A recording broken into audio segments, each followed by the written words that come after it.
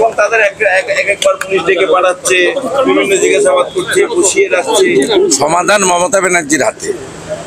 আপনি কালকেও সুপ্রিম কোর্টে যারা গেছিল র্যাঙ্ক জ্যাম্প নিয়ে, তার অর্ডার দেখেছেন। শুক্রবারও আরেকটা কেস আছে। স্ট্যান্ড তো খুব ক্লিয়ার। যোগ্য অযোগ্য বাছাই করে তালিকা দিয়েই রিভিউতে গেলে কিছু হবে, জেনারেল রিভিউতে কিছু হবে না। প্রত্যেকবারই নানাভাবে সুপ্রিম কোর্ট বলছে যে অযোগ্য মানে অযোগ্য। পুরো বিষয়টা মমতা ব্যানার্জির হাতে।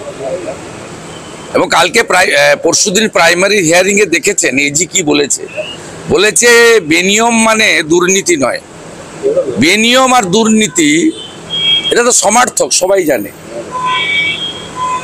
সরকারের এজি বলছে দাঁড়িয়ে, আপনারা তো সবচেয়ে বড় ইস্যু ধরছেন না। 7ই মে উচ্চ মাধ্যমিকের রেজাল্ট বেরিয়েছে, ভর্তি প্রক্রিয়া বন্ধ হয়ে আছে ওবিসির জন্য।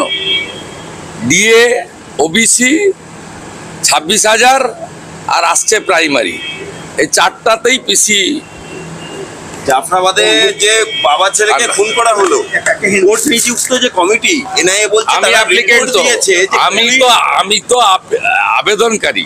শনিবার কোর্ট খুলে মহামান্য কোর্ট যে আবেদন গ্রহণ করে ফ্যাক্ট ফাইন্ডিং কমিটি করেছে, তার 1 নম্বর অ্যাপ্লিকেন্ট আমি।